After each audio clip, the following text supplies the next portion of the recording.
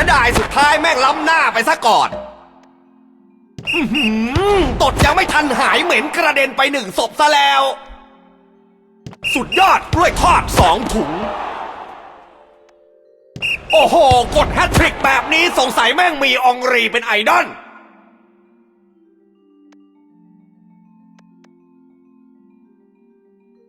โอ้โหตายคาที่วอนพาส่งศาลา4ด้วยครับ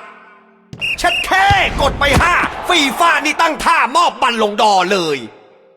โคตรโหดกระโดดยิงซัดเต็มข้อล่อเต็มแข้งบอลพุ่งแรงทะแยงเสียบเสานี่มึงเป็นญาติกับบาซ่าปะเนี่ยบุกท่าเดียวเลยเชี่ยเอ้ยโคตรโหดเลยเช็ดแค่ขนาดเปเล่ยังต้องกดไลค์มึงเสียบมากูล็อกกบแล้วตบด้วยซ้ายฝีมืออย่างเทพอวตารอย่างหรูไม่ต้องบอกก็รู้ว่าเทพทรูมาเอง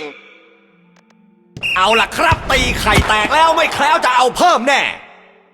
หนีออกจากเกมเหรอได้เดี๋ยวกูให้พี่คอสตาตามไปฆ่ามึงแน่พวกกูมันทีมชาติแต่พวกมึงอ่ะบอลอบต.ถึงฝีมือจะ1,500แต่อวตารพี่โคตรหรูเทพทัวรู้จักไหม